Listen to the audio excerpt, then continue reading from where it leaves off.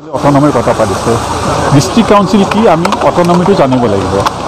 autonomy কাৰ পৰা দিছে state গভৰ্ণমেণ্টৰ পৰা আৰু যেটো কনস্টিটিউশন প্ৰভিজন আছে তাৰ মতে ডাইৰেক্টলি তাত কৈছে যে গভৰ্ণৰক দিব লাগে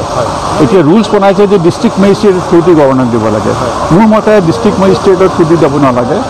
গভৰ্ণৰক দিব লাগে গভৰ্ণৰে কেবিনেট মিনিষ্টাৰক কনসাল্ট কৰিব তাৰ পিছত তেওঁ নিজৰ মতে যেটো ভাল ভাবে সেইটো কৰিব যে যদি গভৰ্ণৰে সেইটো নকৰে আপুনি এটা কথা কৈছে যে প্ৰেসিডেন্টলৈ পঠাব পাৰি ন সেইটো এটা বেলেগ কথা ধৰক কনস্টিটিউশনাল স্কিম আছে কিছুমান সাবজেক্ট স্টেট সাবজেক্ট থাকে সেইবোৰ থাকিলে গভৰ্ণৰে নিজে কৰিব কিছুমান আছে conquering subject for example forest social custom এইবোৰ কনকাৰিং সাবজেক্ট সেইটো হলে প্ৰেসিডেন্টক পঠাব লাগে সেইটো হল কনস্টিটিউশনাল প্ৰভিজন এতিয়া যদি সেইটো কৰা নাই সেইটো মই কাউন্সিলক কৈছোঁ যে আপোনালোকে চিন্তা বছৰি কৰি পেলাই কিটো ল কোনটো সাবজেক্টত আছে সেই হিচাপে কৰিব লাগে সাবজেক্টটো আপুনি গভৰ্ণৰক লিখিব লাগে যে আপুনি কনসেন্ট দিয়ক যদি প্ৰেসিডেন্টৰ কনসেন্ট লাগে তেতিয়া হলে ক'ব লাগে যে প্ৰেসিডেন্টক আপুনি লিখি দিয়ক আৰু প্ৰেসিডেন্টে যেটো কৰিছে প্ৰেসিডেন্ট মানে সেন্ট্ৰেল গভৰ্ণমেণ্টে যেটো কৰিব সেইটো হ'ব অটোনমাস কাউন্সিল অসমৰ যি তিনিখন অটোনমাস কাউন্সিল আছে কেনেকৈ ক্ষমতা দিছে বুলি আপুনি ভাবে কিমান ক্ষমতা এই ক্ষমতাখিনিৰ জৰিয়তে যথেষ্ট ক্ষমতা দিছে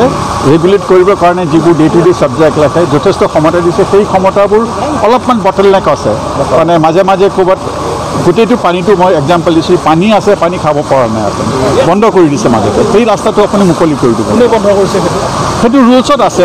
সেই ৰুলছখিনি চেলেঞ্জ কৰিব লাগিব এতিয়ালৈকে আমি ভাবি আছিলোঁ সেইটোৱে ৰাইট প্ৰভিজন অফ ল বাট মোৰ মতে সেইটো ৰাইট প্ৰভিজন নহয় সেইটো ডাইৰেক্টলি গভৰ্ণৰক ক'বলৈ গভৰ্ণৰে যদি নকৰে তেতিয়াহ'লে কোৰ্টত যাব লাগিব কোৰ্টে তেতিয়া যি ডিচাইড কৰে সেইটো আমি মান্য হ'ব আপুনি যিমান দূৰ গম পাইছে যে অটোনমাস কাউন্সিলখনত তিনিখন অসমৰ তিনিখন দিছে অধিক ক্ষমতা দিছে যথেষ্ট ক্ষমতা আছে মোৰ মতে ক্ষমতা যথেষ্ট আছে সেইটো ৰাইটলি এক্সাৰচাইজ কৰি পেলাই যদি ক'ৰবাত প্ৰব্লেম হয় ষ্টেট গভৰ্ণমেণ্টে যদি কোঅপাৰেট নকৰে সেইটো কাৰণে আপোনালোকে যেনে কোৰ্টত যাব লাগিব কিছুমান কৈছে যে বহুত বছৰৰ পৰা ষ্টেট গভৰ্ণমেণ্টে তাৰ পৰা কৰি আছে সেইটো কাৰণে আপুনি কোৰ্টত যাব লাগিব যদি একো নকৰে তেনে কোৰ্টত যাব ফাইনেন্সৰ ক্ষেত্ৰত কি কৈছে তাত অটোনমাস কাউন্সিলত ফাইনেন্সৰ সৈতে এতিয়া প্ৰেজেণ্ট আমাৰ এমেণ্ডমেণ্টটো পেণ্ডিং আছে গভৰ্ণমেণ্টৰ ওপৰত বা পাৰ্লিয়ামেণ্টৰ ওচৰত মই সেইটো কাৰণে কৈছোঁ যে আপোনালোকে অলপমান আই উইল নট চে চিয়'ৰ বাখৰ আপোনালোকে অলপমান এক্সট্ৰিমলি কৈ পেলাই এক্সট্ৰিম নহয় আপুনি জোৰছে ক'ব লাগে যে এতিয়া পাৰ্লিয়ামেণ্টে বিল এটা দিছে এইটো পাৰ্লিয়ামেণ্টত ডিছকাছ হ'ব লাগে আপোনাৰ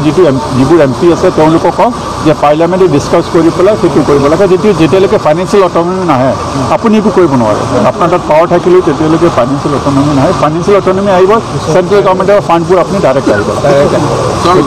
পাৰ্লিয়ামেণ্টে কৈছে ষ্টেণ্ডিং কমিটি কৈছে you can many people can say violated or not but I don't think personally that is being violated six চিডিউলৰ মতেহে কৰিছে আসন সংৰক্ষণৰ ক্ষেত্ৰত কি কয় চৰি ৰিজাৰ্ভেশ্যন মই কৈছোঁ যে মই I have not applied my I don't want to comment on reservation that's a sensitive matter I must read it and then say it thank you very much